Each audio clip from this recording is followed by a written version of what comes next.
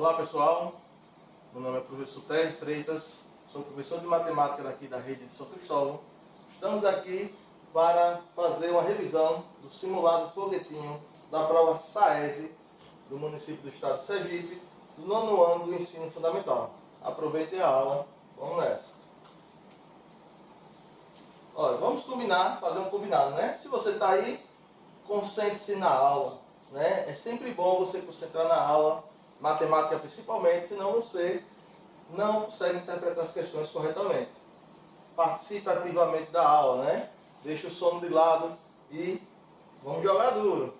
E pensamento positivo. Sempre ache que você pode chegar lá. Sempre ache-se capaz. Estude, mantenha o foco que você consegue acertar todas as questões possíveis. Então, nós trouxemos aqui algumas questões que caem muito na prova SAESE. Eu trouxe do último simulado de 2024, lá do portal da SEDUC. Então, aqui nós temos uma questão 1 da prova SAESE, uma questão sobre geometria espacial. Antes da gente ir para a questão, a gente tem que entender que existem algumas figuras que a prova exige do seu conhecimento prévio.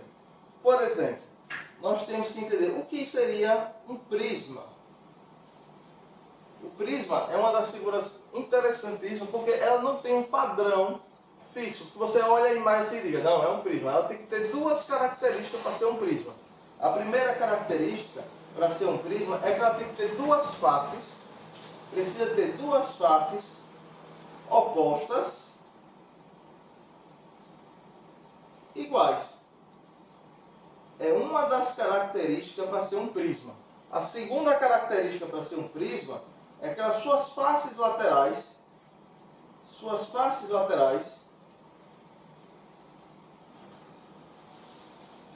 elas são retangulares.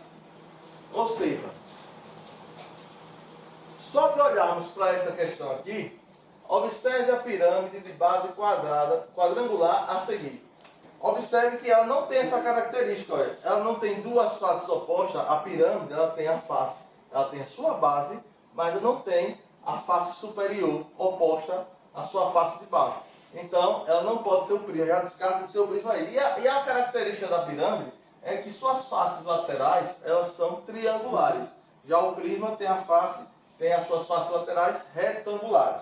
Ok? É a primeira. Só que nesse caso, ele quer que a gente utilize a planificação. Gente, o que é planificar? Planificar é você pegar uma figura em 3D, como aqui a do prisma, e você desmontar como se fosse uma caixa e colocar ela no plano. Vamos supor que o plano é o chão.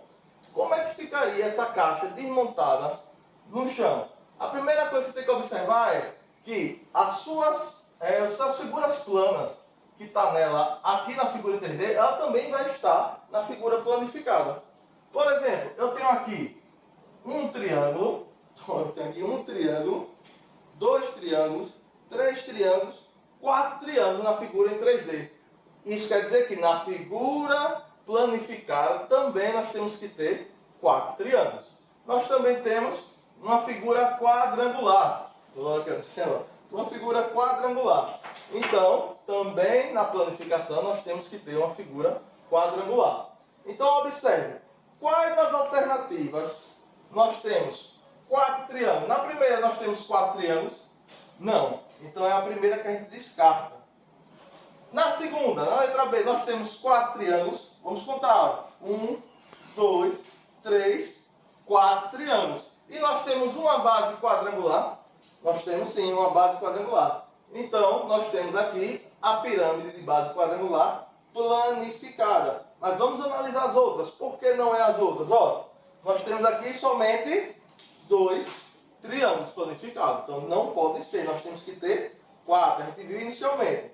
E aqui nós temos, sim, quatro triângulos. Podíamos confundir, ó. Olha, professor, nós temos quatro triângulos. Porém, temos que ter uma figura quadrangular. Nós temos essa figura quadrangular? Não. Então, a letra D também não pode ser. Então, a alternativa correta é a letra B. Por que eu trouxe o prisma junto com a figura da pirâmide? Porque é a figura que o povo mais confunde. Principalmente com o prisma triangular. Observe, o prisma triangular, nós temos um triângulo na sua base.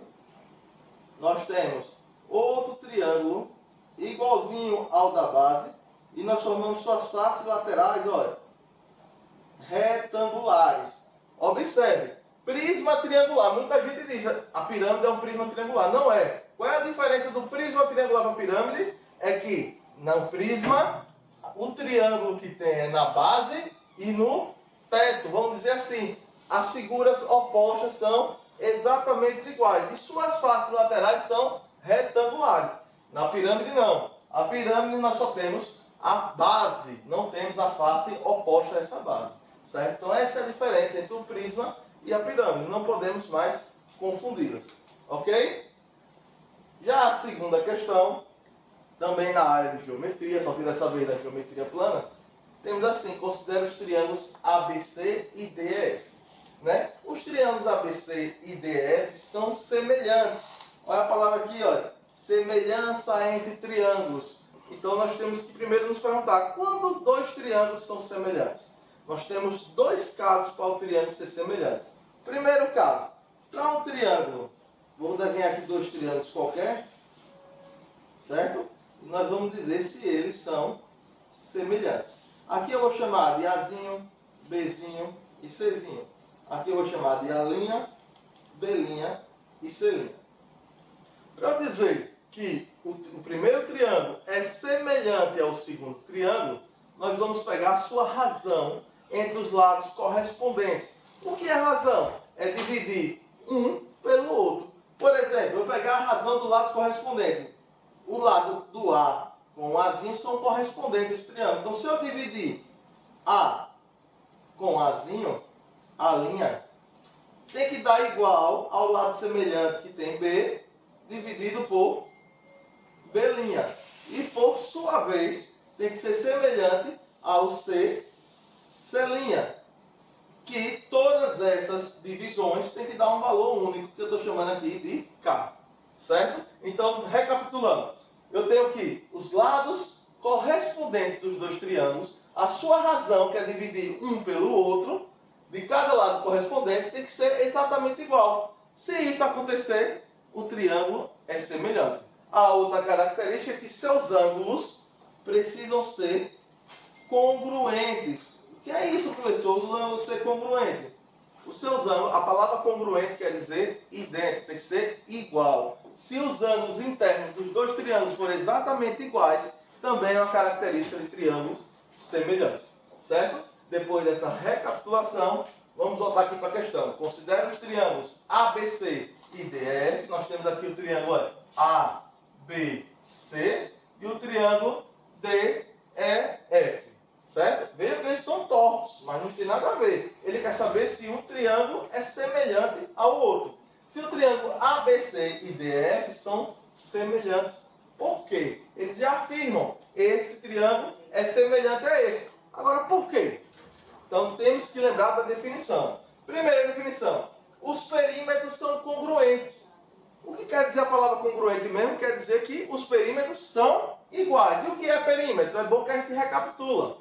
Perímetro é a soma dos lados de qualquer figura, de qualquer polígono. Então, preste atenção. Se eu somar o 18 com 15, eu vou obter 33. 33 mais 21, ainda vou obter 54. Vamos guardar aqui, ó, o perímetro do primeiro triângulo é 54. Já do segundo triângulo, vamos somar os três lados. 10 mais 14, 24, mais 12, 36. São iguais? Não. Então, se eles não são iguais, eles não podem ser congruentes. Então, esse triângulo não é semelhante por conta disso. Ok? Aí ele vai para a letra B. Os lados do ABC, do triângulo ABC, esses lados, 18, 15 e o 21, são o triplo dos lados de DF. O que é o triplo, pessoal? É multiplicar por 3. Então ele está dizendo o seguinte, esses lados são o triplo. Vamos pegar o menor dos lados, que é o 10. Aqui, ó, a setinha, o 10. Quem é o menor dos lados? Que a gente tem que fazer a correspondência? O 15. Se eu multiplicar 10 vezes 3, que é o triplo, vai dar 15? Não, vai dar 30. Se isso acontece, os lados do ABC não são o triplo triângulo dos lados DEF. Então, também é uma alternativa que não pode ser. Observe bem, professor, de vez do senhor ir para a questão correta, o senhor vai eliminando as opções. Sim, porque nesse caso ele me dá afirmações. Então, eu tenho que ir em todas as afirmações e ver a veracidade delas. Então, aqui no caso eu vi que a letra A não pode ser, né? Porque a letra A ela é falsa, eles não são congruentes. A letra B, os lados do ABC são triplo, não são. A gente acabou de provar que 10 vezes 3 dá 30, ele está dizendo que o lado correspondente é 15. Então, não pode ser. Aí tem aqui a letra C. A razão entre as áreas do ABC e do DEF é 1,5. Gente, para calcular a área de um triângulo seria fácil se eu tivesse, já viu de novo, se eu tivesse a altura desse triângulo. Nesse caso aqui eu não tenho a altura. Então eu ia ter que usar uma forma muito mais difícil. Então eu vou deixar essa alternativa aqui em stand-by e vamos para a próxima. Por quê? Porque a próxima está dizendo o seguinte: a razão entre os lados e triângulo semelhante. Você viu eu falar aqui em área? Em nenhum momento a gente falou em ângulo e falamos em lados correspondentes. Então, a razão entre os lados de ABC e DEF é 1,5. É exatamente isso aqui, ó, que a gente está vendo. É isso que a gente vai analisar. Então vamos ver quem são primeiro os seus lados correspondentes. Quem é o menor lado do triângulo maior? O menor lado é o 15. Está aqui, ó. 15. Vamos pegar ele e vamos dividir, tirar a razão dele pelo menor lado do triângulo menor. Quem é o menor lado? O 10. Então, se eu pegar 15 e dividir por 10, nós vamos ter exatamente 1,5. Né? Divisão por 10 fica bem fácil de fazer. Ok? Agora, olha, está dando 1,5. Mas para ser semelhante, todos têm que dar 1,5. Então vamos pegar o segundo maior, né? O segundo maior aqui no caso é o 18. Vamos marcar ele aqui, ó. O 18 é o segundo maior. Quem é o segundo maior aqui? O 12. Então, pegando 18 com o seu lado correspondente, o 12, vamos ter que dar 1,5. Essa conta já não é tão fácil de fazer diretamente. Então vamos dividir, como o seu professor ensinou em sala de aula. 18 dividido por 12. 18 dividido por 12, qual é o número que se aproxima mais?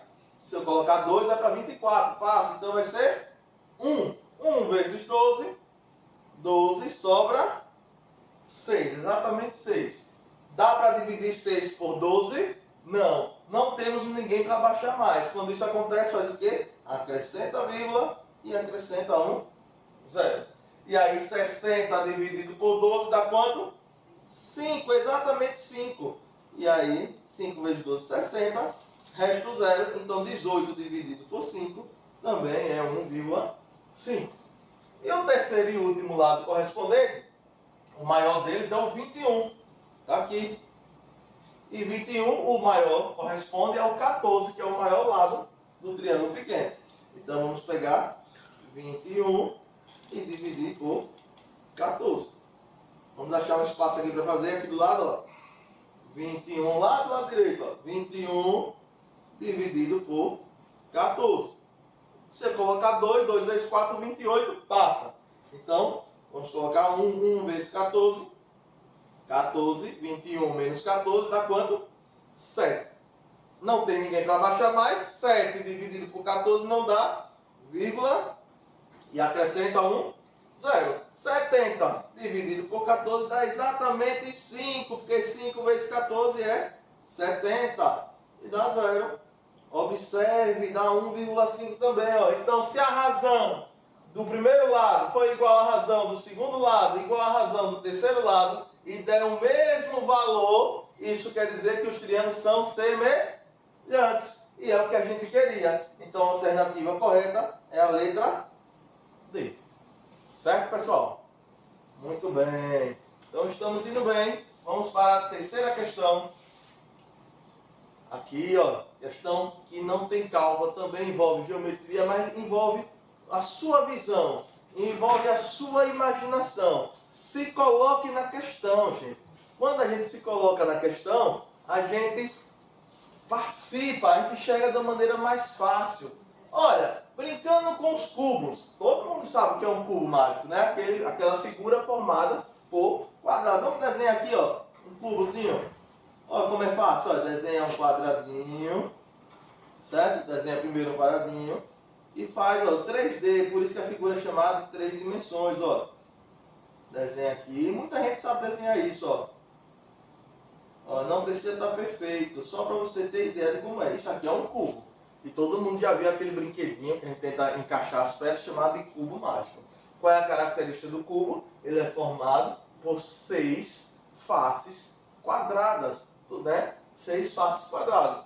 Então, aqui tem vários cubos. Então, brincando com cubos, Pedro construiu o seguinte solo geométrico. Então tá aqui, ele foi encaixando a pecinha. Quem tem um irmãozinho tem aquelas pecinhas que vai se encaixando. Foi o que Pedrinho conseguiu aqui encaixar. A vista superior. O que é vista superior? É você olhar de cima.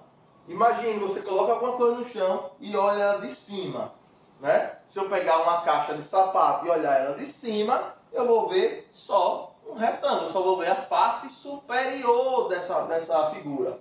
Então é isso que ele quer. A vista superior do sólido montado por Pedro é. Então nós temos aqui, para não errar, temos que fazer alguma análise. Né? Vamos observar aqui, ó. Para essa parte da figura que eu estarei pintando agora, ó, essa parte aqui de cima. Para vocês, isso aqui é a metade da figura olhando de cima? É a metade da figura de baixo? Não, não é a metade, né? Então, se não é a metade, como é que pode ser a letra A? Que ele dá exatamente dizendo que é a metade, esse pedaço, e a outra peça, e a peça é exatamente a metade. Não pode ser, né? Então a letra A é absurda. Sempre tem uma questão absurda. Então a primeira coisa que a gente olhou foi que não pode ser a letra A. Observe que as outras 3 letras estão exatamente mais da metade, igualzinho o tamanho, ó. Então isso aí já eliminou só a letra A. Qual é a segunda eliminação, né? Observe que nós temos esse espaçozinho aqui, ó, entre o cubo, esse primeiro cubo, e esse segundo cubo. Temos esse espaçozinho, não é fechado. Mas a letra C está dizendo que é fechado, que é exatamente um retângulo. Não, e esse buraco aqui de cima, a gente vê. Então não pode ser a letra C também. E muito menos a letra D, que a letra D está excluindo essa parte, ó. Essa parte aqui de cima está sendo exclusa. Só está pegando essa parte. E não está. Quando a gente vê de cima, a gente vê esse pedacinho aqui faltando.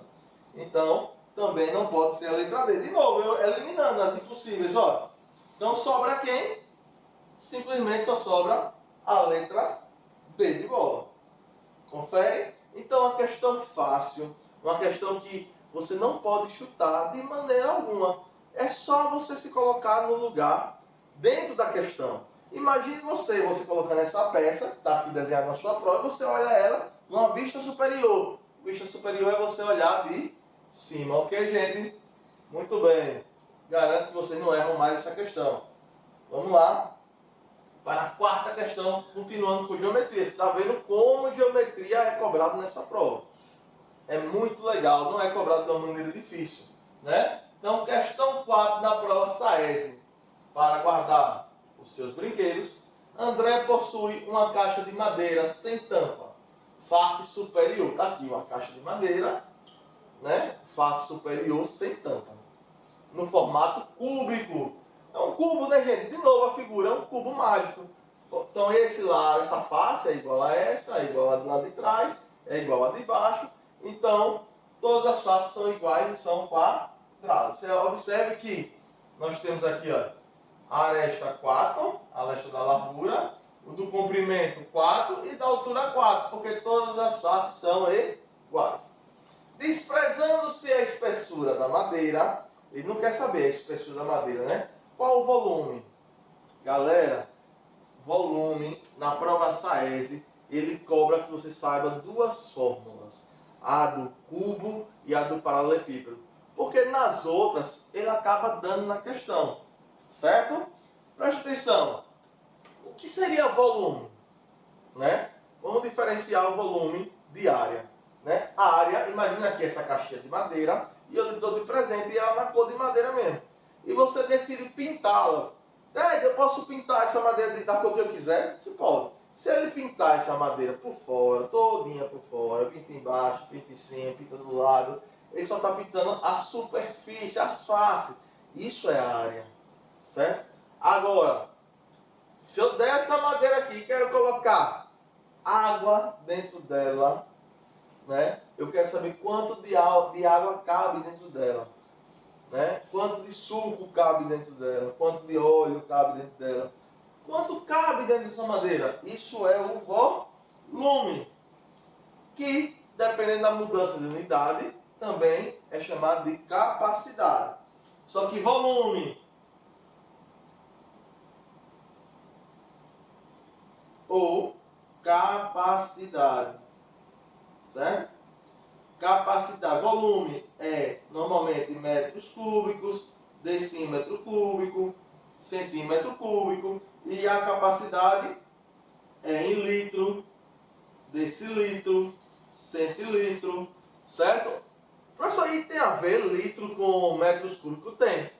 Nós sabemos que a ligação de metros cúbicos e para litro é você saber que um decímetro cúbico equivale exatamente a 1 litro, certo? E aí você vai fazer sua regrinha de 3. Mas não é o caso da questão. Nessa questão, ele quer saber o volume. E aí nós temos que saber a forma de duas figuras importantes e parecidíssimas, que é o cubo, que é essa que está aqui. Vamos desenhar ele aqui bonitinho, o cubo. Ó, o cubo, a sua característica é que as arestas são todas iguais. Vamos chamar aqui a comprimento, largura e altura. Então, para calcular o volume, para segurar o líquido nessa caixa, eu vou precisar do comprimento, para formar essa parede, né? Vou precisar da altura e vou precisar da largura. Então, eu vou multiplicar essas 3 dimensões e a gente vai descobrir o seu volume. Então, para descobrir o volume é multiplicar A vezes A vezes A. A medida da largura, do comprimento e da altura. A vezes A é a mesma coisa de A elevado a 3. Que por causa da figura é chamada de A ao cubo. Certo? A outra figura que a gente precisa saber a fórmula é bem parecida. É chamado de paralelepípedo. É parecidíssimo com o cubo, porém ela tem seu formato com vários retângulos, certo? E o seu comprimento, a sua largura e a sua altura não são iguais. Professor, mas se é a mesma coisa, você está me dizendo o seguinte: todo cubo é um paralelepípedo? Sim. Por quê? Porque o cubo é formado por quadrados. O paralelepípedo é formado por retângulo. E lá em geometria plana, a gente diz o seguinte: todo quadrado é um retângulo. Mas nem todo retângulo é um quadrado. E isso se espelha aqui também para a figura em 3D, para a figura espacial. Todo cubo é formado por quadrado, é um paralelepípedo que é formado por retângulos. Mas nem todo paralelepípedo é formado por quadrados. Então, a fórmula do volume do paralelepípedo é também multiplicar as 3 dimensões, A vezes B vezes C, certo? Mas vamos voltar aqui, né, para a gente se perder, que nessa questão o volume é do cubo. Se basta multiplicar, cuidado com as unidades de medida, observe, aqui está em metros, metros e metros, né? E aqui está em metro cúbico, então está ok, mas tem questão que precisa mudar, fazer a mudança de unidade, então tenha atenção nisso, ok? Desprezando-se a espessura da madeira, o volume da caixa. Então, para eu calcular o volume da caixa, basta saber multiplicar as 3 dimensões. Largura, 4, vezes comprimento, 4, vezes altura, 4. Isso também quer dizer que é 4 elevado a 3. Quem quiser fazer direto pela potência, faz. Quem tem mais dificuldade, multiplica os 3. 4 vezes 4, 16. E 16 vezes 4, 64. Como é metros, metro vezes metro vezes metro, metro ao cubo. Então a alternativa correta dessa questão é a letra C. Confere, pessoal? Então, basta você saber essas duas formas. A forma do volume, de tanto do cubo como do paralelepípedo, é só multiplicar as três dimensões: largura, comprimento e altura. Ok? Vamos para a próxima. Quinta questão, já mudando um pouquinho aqui o foco. Ele não dá a figura, certo? É na prova SAEB essa questão, mas ele também fala de geometria plana. Então, é como eu disse, geometria nós temos que ter um pouco de imaginação. Nesse tipo de questão aqui, ele não lhe dá a figura. Mas você sabe o que é uma quadra de esporte. Olha, a quadra de esporte da Escola Mundial possui 22 metros de largura e 42 metros de comprimento. Você não precisa saber desenhar perfeitamente, você só tem a ideia do que é um retângulo, já que a quadra é retangular.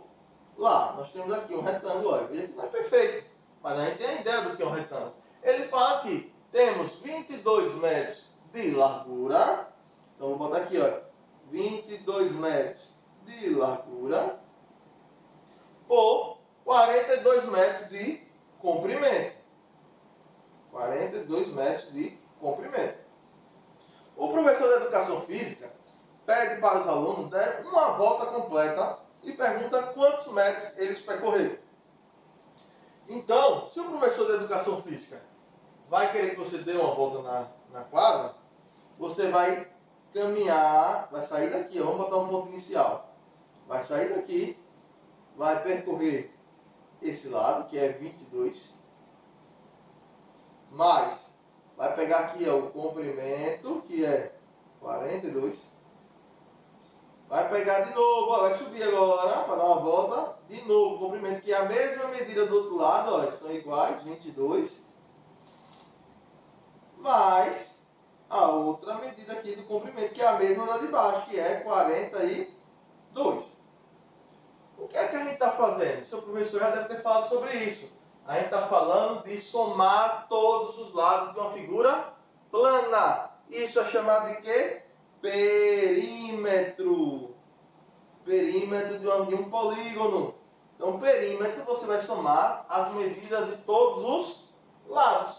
Então, eu vou somar 22.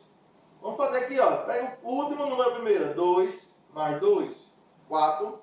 4 mais 2, 6. 6 mais 2, 8. Já dá para ir para a eliminação, ó.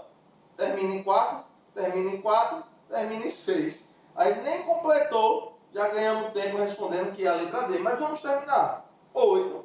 Vamos somar o segundo agora. Não foi ninguém para cima. 2 mais 4, 6. 6 mais 2, 8.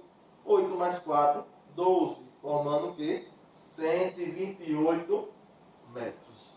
Tá aí. Questão fácil. Não pode perder. Perímetro cai em toda a prova SAES e SAEB. Então, você já sabe. Perímetro é somar todos os lados de uma figura plana, de um polígono. Ok, pessoal? Vamos para a próxima. Sexta questão. Tomar um golinho d'água, né? Dá uma respirada aí você também. Questão da prova SAEB. São bem parecidas. As provas têm o mesmo estilo. SAEB e SAES têm o mesmo estilo. E São Cristóvão sempre arrebentando. E vamos arrebentar mais uma vez. No nono ano B da Escola Mundial, há 44 alunos entre meninos e meninas. Certo? Ele fala o número de meninos. A gente aprendeu o que na escola? Que quando não dá o valor exato de algo, a gente chama de uma incógnita. O que é incógnita? Uma letra qualquer. Normalmente a gente chama de X ou de Y. Então, olha, se há 44 alunos no total, entre meninos, ele não diz o número de meninos, então vamos chamar ele de X. E meninas, que ele também não dá valor, vamos chamar meninas de Y. Certo? Então, se no total tem meninos e meninas, e como é que a gente calcula o total? Somando, eu só tenho o número de meninos mais o número de meninas, eu vou ter quanto no total? 44 alunos, certo? E a turma tem 10 meninos a mais que meninas. Já já a gente vai para aí. Qual é o sistema de equações do primeiro grau que melhor representa essa situação? Como eu te disse, né? A gente dá para ganhar tempo na prova. Se eu tenho aqui, ó, que x mais y é igual a 44, eu já vou olhar as alternativas e ver que não representa isso. Por exemplo, na letra A ele diz que x vezes y, lembrando que o pontinho indica a multiplicação, x vezes y é igual a 44. Só que a gente acabou de ver que x mais y é igual a 44. Então a letra A é um absurdo, não pode ser.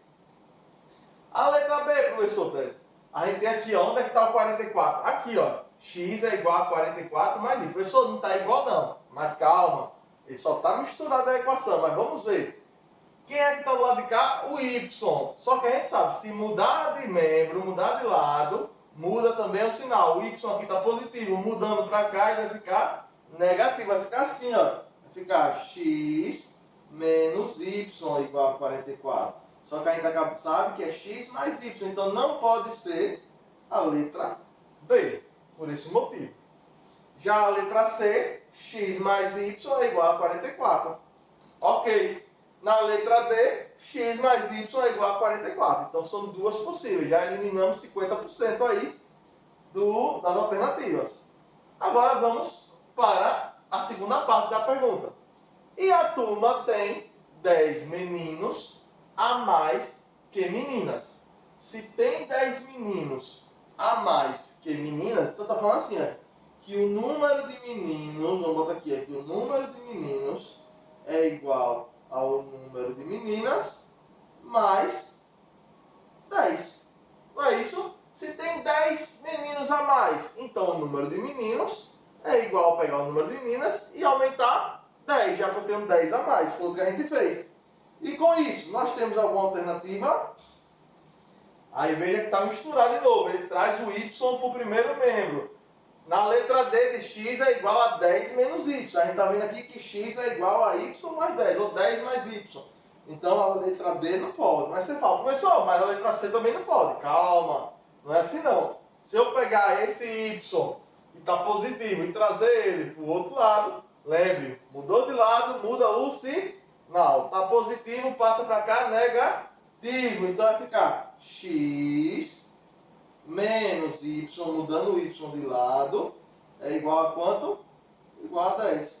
Então nós temos aí exatamente a alternativa C. Ok, pessoal? Então tá aí mais uma questão envolvendo agora a equação, sistema da equação para ser mais específico. Ok? Estamos indo bem. Vamos lá para a próxima questão.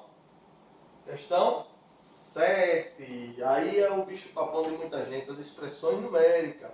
Mas, gente, vamos ensinar vocês algumas coisas para ajudar vocês. Como, professor, se aqui tem fração, aqui tem número inteiro, aqui tem número racional, que é o número decimal, e aí tem essa potência com um número racional na potência, que é esse 1/2. Então vamos ajudar. Durante uma aula de matemática, a professora escreveu a seguinte expressão no quadro: 3 sobre 2 mais 27 menos 1,2 mais 16 elevado a 1/2, a 1 sobre 2. Posteriormente, a professora avisou que daria um chocolate para os alunos que acertassem o resultado da expressão. Logo, para ganhar o doce, o resultado informado deveria ser igual a quanto? Aí é onde eu peço a vocês, observe antes de você observar, tentar fazer a conta, observe a sua alternativa. As alternativas estão em que formato? Estão no formato de fração? Não. Estão no formato de número decimal ou número inteiro? Então, se está no formato de número decimal, a resposta da minha expressão tem que ser também número decimal. Então, professor, você está me dizendo o seguinte: eu vou pegar 3,5 e vou transformar em número decimal primeiro? Exatamente. Todo número, olha a dica, olha, quem tem dificuldade, toda fração é uma divisão do número de cima com o número de baixo. E você dividir por 2 é dividir pela metade. Qual é a metade de 3, pessoal? A metade de 3 é exatamente 1,5. Então está transformado. Ah, pessoal, não sei assim de cabeça não. Então você pega o 3, o de cima, e divide pelo de baixo. A gente já fez essa divisão aqui. 1 vezes 2, 2 sobra quanto? Sobra 1. 1 dividido por 2, não, então acrescenta vírgula. 10 dividido por 2, exatamente 5. E aí dá certo. Então é 1,5 mesmo, ok? Mas se você perceber que 2 está embaixo, dividir por 2 é dividir pela metade, então você já pode fazer direto. A metade de 3 é 1,5. Ok? 27 já está na forma inteira, vamos deixar ele aí. Vamos repetir. 1,2 também está na forma inteira. Ou está na forma inteira, não, está na forma decimal. E temos esse amiguinho aí, 16 elevado a 1 sobre 2. Vamos relembrar um pouquinho de potência com número racional. Na parte do expoente, com expoente racional. Ó, se eu tenho aqui um número qualquer A elevado a uma potência, ó, eu vou botar aqui M sobre N. Certo? Vamos botar de forma geral. Então, se eu tenho uma potência com base A elevada a um número fracionário, isso é uma propriedade da potência, transforma-se em raiz, certo? Com a base dentro da raiz elevado ao número em cima da fração, ao M, ó, em cima, e o denominador vai para o radical aqui da raiz, ó. Então fica raiz enésima de A elevado a M. É bem fácil, olha. Vamos lá, vamos pegar E, fração, na potência, no expoente, transforma em raiz. Como embaixo é 2, então o expoente aqui em cima ia ficar 2. Só que como é raiz quadrada, a gente sabe que não precisa colocar o 2, ok? E dentro vai ficar quem? A base é quanto? 16. E em cima é elevado ao número de cima, que é 1. E 16 elevado a 1 é 16. Então você não precisa colocar. Então vai ser 16 elevado a 1 sobre 2 é a mesma coisa de raiz sobre 16. Ok? E em uma expressão numérica, primeiro se resolve o que nesse caso? A raiz quadrada. Então vamos repetir o restante, ó. 1,5, passo a passo, fazendo devagar.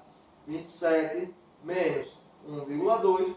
E quanto é a raiz quadrada de 16, pessoal? A raiz quadrada de 16 é exatamente quanto? 4. Por quê? 4 vezes 4 é 16.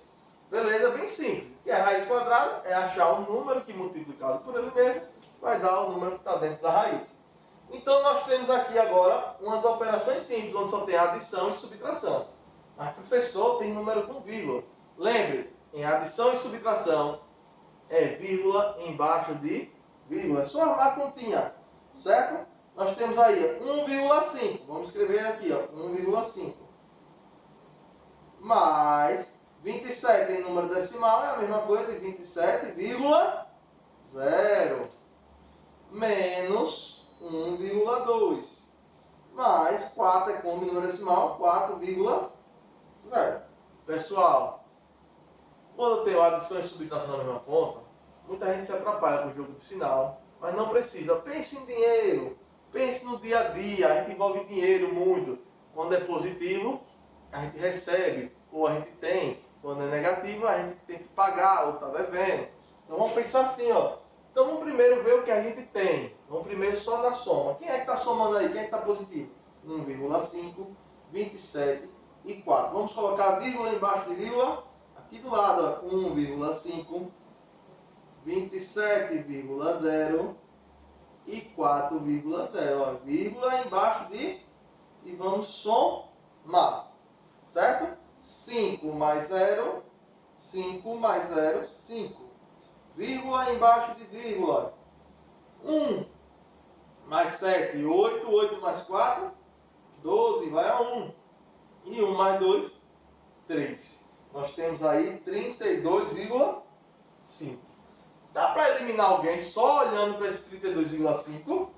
Dá, porque a gente tem que pensar o seguinte, a gente ainda vai retirar 1,2, que é vírgula embaixo de vírgula. Se a gente vai retirar, isso quer dizer que a resposta vai ser um número menor que 32,5.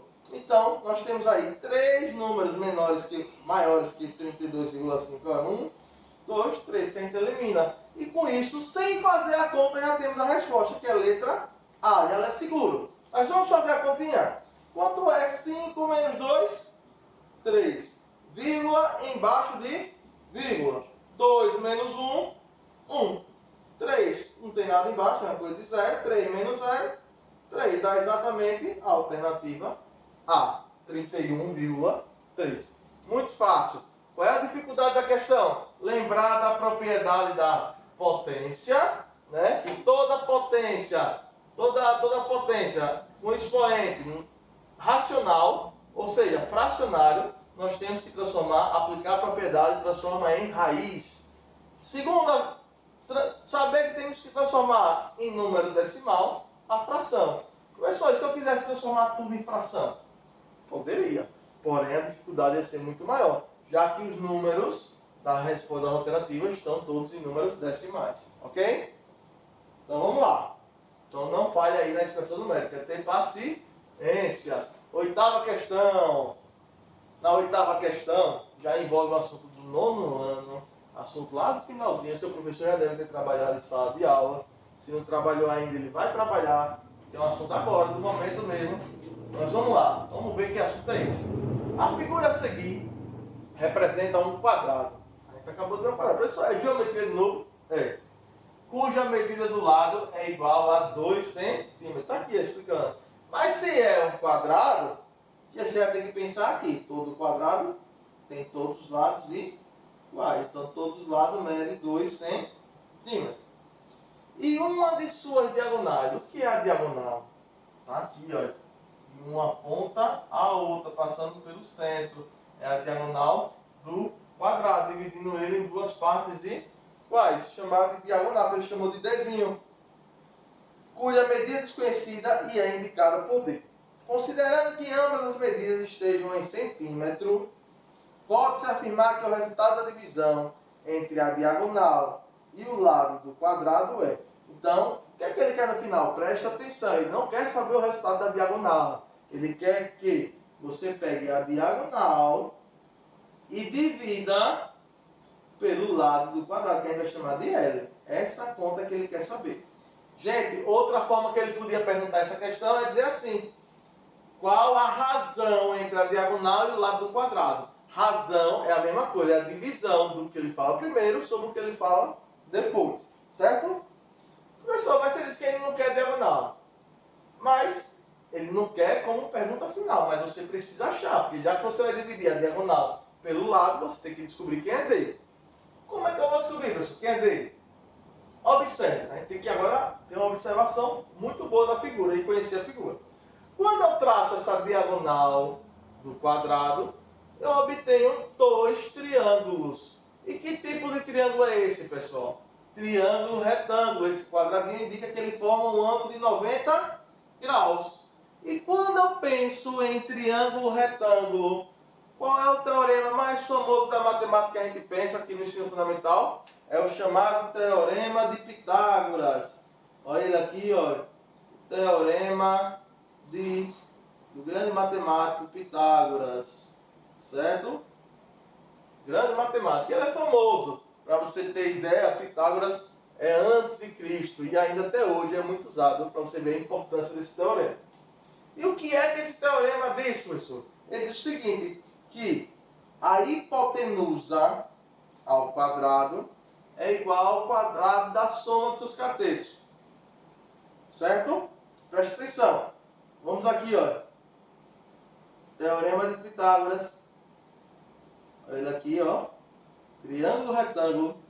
Aí, professor, quem é essa hipotenusa? Hipotenusa, gente, sempre é o maior lado de um triângulo retângulo. Se você ainda não identificar ele assim, ele sempre está do lado oposto ao ângulo de 90 graus, ó. Então ele aqui é a famosa hipotenusa. Tá aqui. Que a gente vai chamar ela aqui de C, certo? Para ficar mais fácil da identificação. E os outros dois lados são chamados de catetos. Tem o primeiro cateto e o segundo cateto aqui. Então que a gente vai chamar aqui, ó, um de A e o outro de B, para ficar fácil de identificar. Então, aplicando o teorema de Pitágoras, a fórmula é essa. A hipotenusa ao quadrado é igual ao quadrado do primeiro cateto mais o quadrado do segundo cateto. Então, nós temos o famoso teorema de Pitágoras. Então, observe que aqui eu tenho um triângulo retângulo e que meu lado oposto ao ângulo de 90 graus é a diagonal, que é quem? A hipotenusa. Então, os outros dois lados, que é 2 e 2, são chamados de catetos. Então, vamos aplicar o teorema de Pitágoras? Então, nós temos aqui, ó, hipotenusa ao quadrado é igual ao quadrado do primeiro cateto, aqui, ó, 2 ao quadrado, mais o quadrado do segundo cateto, que é também 2 ao quadrado. Ok? Então, nós temos aqui, ó, d ao quadrado é igual a 2 ao quadrado, 4. 2 ao quadrado, 4. Então, a diagonal vai ser ao quadrado, vai ser igual a 8. Então, gente, ó, diagonal ao quadrado é igual a 8. Então, passando esse quadrado, que a gente já viu lá em equação de segundo grau, lá na escola, no nono ano, esse quadrado do outro lado ele passa como raiz quadrada de 8. Mas lembre, lá na equação passa como mais ou menos. Mas nesse caso a gente só usa o positivo. Por quê? Porque a gente está trabalhando com distância. E não existe distância negativa, né? Então, a gente só usa o positivo. Professor, mas raiz de 8 não é uma raiz exata. Você tem razão. Todo número que não tem raiz exata é chamado de número irracional. Porque vai dar uma dízima não periódica, a gente não consegue pensar. Dá, por exemplo, uma dízima não periódica, 2,1, 3, 5, 4, 4, 7 e 9. Então, reticências. Então, a gente não sabe. Ela é infinito, mas a gente não sabe quem é o próximo número. Então, é impensável. Então, é irracional. Então, a gente já sabe que raiz de 8 não é uma raiz exata. Por quê? Porque eu sei que raiz quadrada de 4 é 2. A próxima raiz exata, raiz quadrada de 9, que é maior do que a raiz de 8, que é 3. Então, raiz de 8 não é uma raiz exata. Então, raiz de 8 é um número irracional. Já eliminando a letra A, que diz que é um número racional, e a letra B. Segundo, você observa aqui que a gente viu que raiz de 4 é 2 e raiz de 9 é 3. Raiz de 8 é um número irracional. Então só pode ser letra C ou letra D. Porém, raiz de 8 está entre raiz de 4, que é exata, que dá 2, e raiz de 9, que é exata, também dá 3. Então, raiz de 8 vai ser 2, alguma coisa. Então, aproximadamente 2, alguma coisa. Como ele quer, lá na questão, lá, vamos ver lá.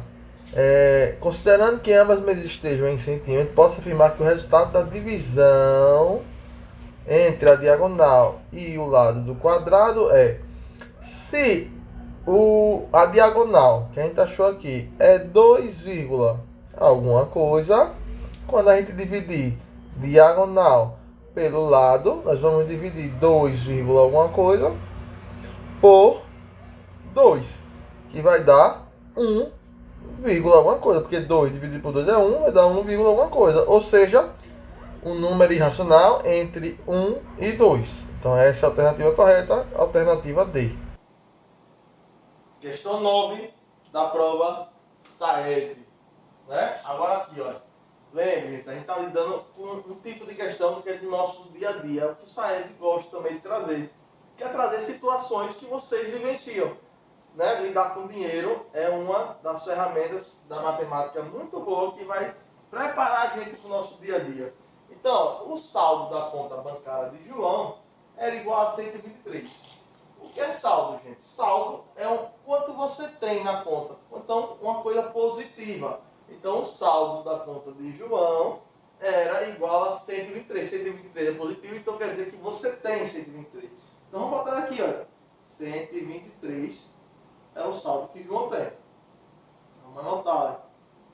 Sempre é bom deixar anotadinho em matemática.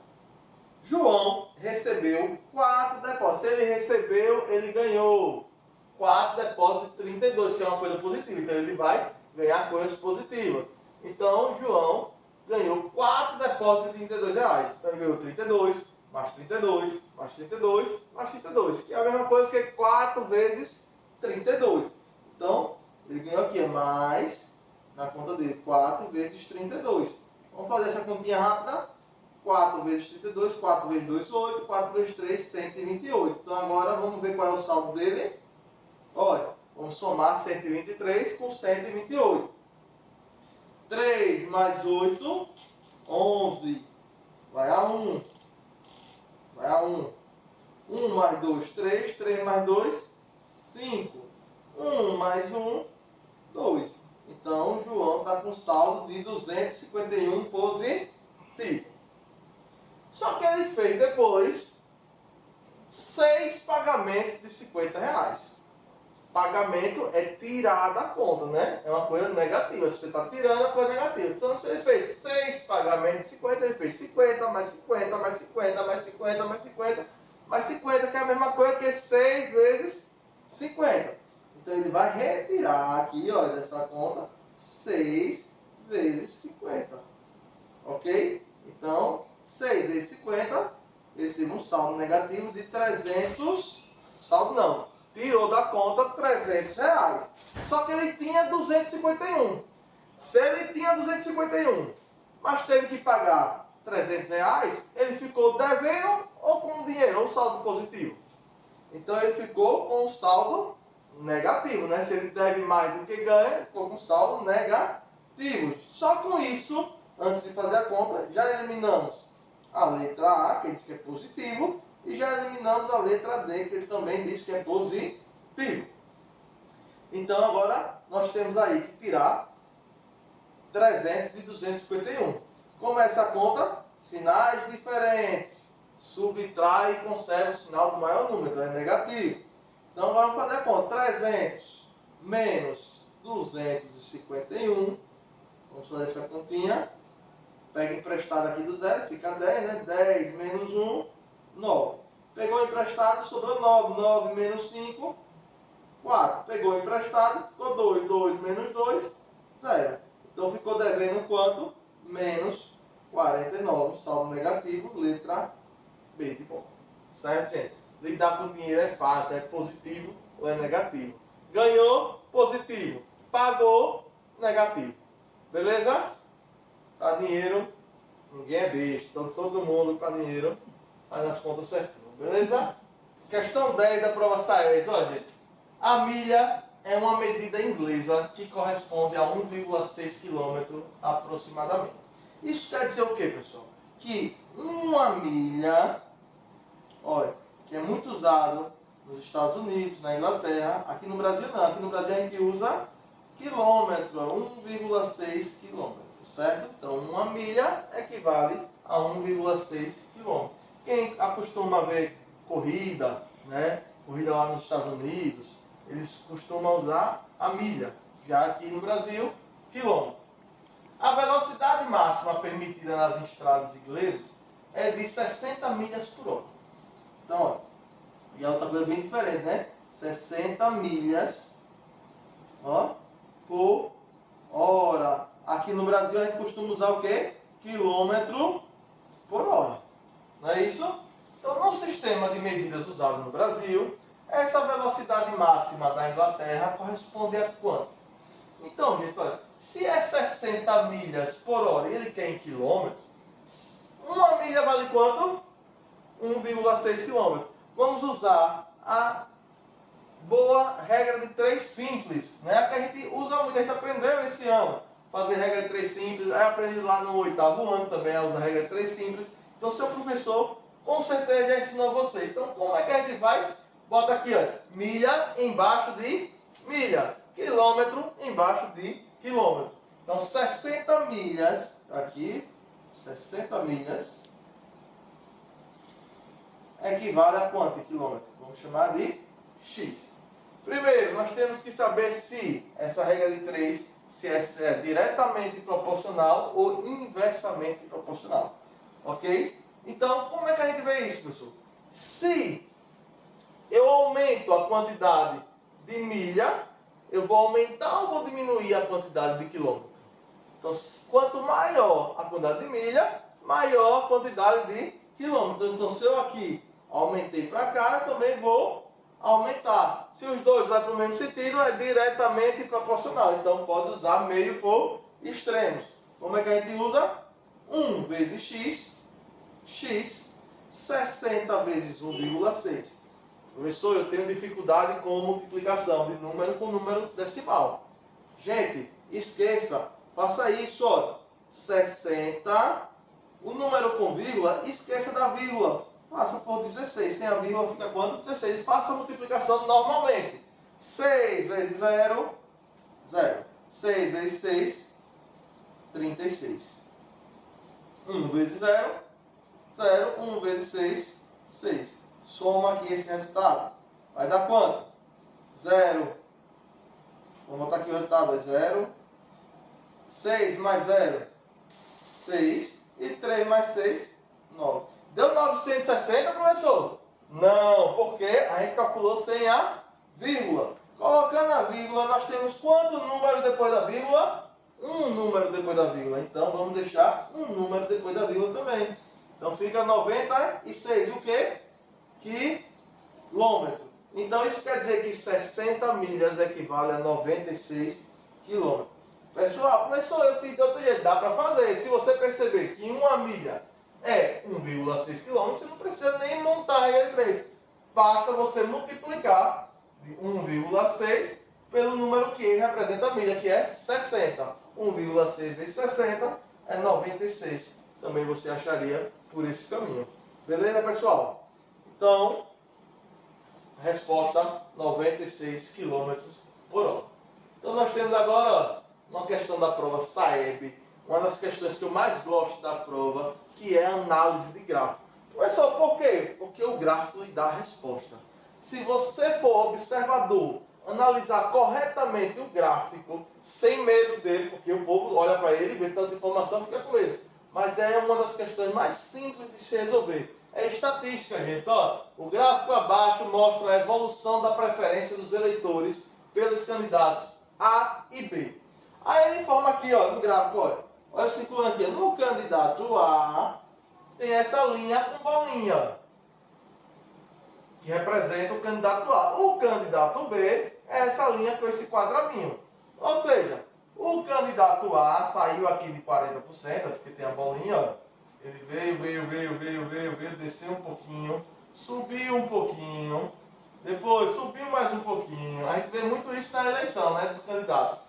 Depois, ó, subiu então, passou aqui de 50% e permaneceu constante, ou um pouquinho a mais, certo? Já o candidato B, que é esse do quadradinho, ele estava acima no início, né? Subiu um pouquinho, né? Depois desceu um pouquinho de novo para 50%, desceu um pouquinho abaixo de 50%, baixou muito aqui para 40% e permaneceu constante, terminando em abaixo de 40%. Observe, pessoal, o que é que representa esse gráfico? Olha, na horizontal, temos o dado de 1º de maio, depois 1º de junho, 1º de julho, 1 de agosto, 1 de setembro, 1 de outubro. Então representa os meses de maio até outubro. Eu lhe digo, olha, eu saí de 1º de maio. Se eu cheguei até aqui onde está riscado, eu estou em que mês ainda? Eu estou em maio, porque eu não cheguei em 1º de junho ainda. Então aqui representa maio. Certo? Já na vertical, ele representa o quê? As porcentagens de eleitores, de voto, que os eleitores votaram no candidato. Né? A gente viu muito esse gráfico lá no Jornal de Sergipe, no Jornal Nacional. Então, porque acabamos de ter a eleição. Certo? Em que mês o candidato A alcançou, na preferência dos eleitores, o candidato B? O que é ele alcançar? Ele ficar exatamente no mesmo lugar. Veja que o candidato A, que é esse aqui da bolinha, ele está abaixo. E vai chegar algum momento que ele vai subindo, o candidato B vai descer, que ele vai alcançar. Olha aqui onde ele alcançou, ó. Deixa eu pintar aqui para vocês verem. Então aqui foi o exato momento que ele alcançou, que eles estavam empatados. E que mês foi isso? Começa entre agosto e setembro. Entre agosto e setembro ainda é agosto, porque não chegou em setembro. Então qual foi o mês que ele alcançou? O mês de agosto. Então, letra B é a resposta correta. Ok, pessoal? Então, questão fácil, questão de gráfico, você tem que analisar as dimensões, né? Aqui, ó, o eixo horizontal representa o mês, o eixo vertical representa a porcentagem do candidato que os eleitores votaram. Então, se você analisar isso, não tem erro. Calma, e a resposta está no gráfico, ok? Então, para a gente terminar aqui a nossa aula, trouxemos essa questão aqui, a questão 12 da prova SAESE, uma questão do dia a dia mesmo, uma questão que a gente vê aí as promoções na televisão, as promoções nas lojas, quando a gente vai no comércio com a mamãe. Nós temos assim, a Bruna planeja comprar uma televisão para a sua casa. Após uma pesquisa de preços, ela escolheu adquirir o produto na seguinte promoção, que oferece 2 formas de pagamento. Aí tem aí na promoção, olha, lá no encarte, promoção TV LED de 43 polegadas, à vista por R$1.000. Ou 10 parcelinhas de R$120. Eu falei para você, não é assim que o povo faz? 10 parcelinhas que cabe no seu bolso de R$120. E quem não sabe matemática vai dizer, olha, R$120 cabe no meu bolso. Mas não fez a conta. Observe quando a gente pega 120 e multiplica por 10 parcelinhas. Né? A gente sabe que quando a gente multiplica por um número de base 10, basta acrescentar o número de zero. Né? Se eu tenho 120 multiplicado por 10, basta acrescentar um zero. Ó. Vai ficar 1.200. Acrescento zero no 120, vai ter R$1.200. Pessoal, R$1.200. À vista é quanto? R$1.000. Vale mais a pena pagar à vista ou no cartão nessa loja? Nessa loja. Então vale mais a pena pagar à vista, claro, né? Bruna ainda não se decidiu quanto ao pagamento. Então vamos tirar essa dúvida de Bruna. Porém, se ela fizer alguns cálculos, concluirá que o total a prazo em relação ao preço à vista é, observe que está em porcentagem. E quanto é o total em porcentagem, pessoal? Total sempre é 100%. É igual a carga do seu celular. Quando está com a carga máxima, ele está quanto? 100%. Quando está com sem carga, ele está 0%. Quando a carga está na metade, ele está quanto? 50%. Então preste atenção. Qual é o preço original da TV? É R$1.000. Então R$1.000 é o preço. Se eu tiver o dinheiro todo de R$1.000, então o todo em porcentagem representa 100%. Só que se eu quiser passar no cartão, eu vou pagar 1.200. Então quanto é isso em porcentagem? Regra de 3, simples de novo, pessoal. Então, ó, meio por extremo, 1.000 vezes x, 1.000x. 1.200 vezes 100. Lembra, para não ter dificuldade, repete 1.200. Já que 100 é um número de base 10. Olha, tem quanto número depois de 100? Quantos zeros? 2. Então acrescenta 2 zeros. Então 1.000 está multiplicando, vai passar dividindo. Vai ficar 120.000 dividido por 1.000. Usando a regra do cancelamento, ó, se eu tenho 3 zeros embaixo, eu posso cancelar com 3 zeros em cima. Aí sobra quem? 120 dividido por 1. 120. Lembra o que a gente está calculando? É a porcentagem. 120. Se era 100%, passou a ser 120. Então passou a quê? A ser 20% mais caro. Né? Excedeu 20%. Então a resposta correta vai ser letra C. Não tem erro, pessoal. Então, se passou, se era 100, ficou 120, aumentou 20%. Então ficou 20% mais caro se eu passar no cartão. Certo, pessoal? Eu desejo todo o sucesso do mundo a vocês. E quero acabar com essa frase aqui, ó. Que eu digo tudo, ó. Seu futuro depende de muitas coisas, mas principalmente de você. Então, a gente aqui da Prefeitura de São Cristóvão, da CEMED, confia em você na prova SAESE e no seu sucesso. Muito obrigado.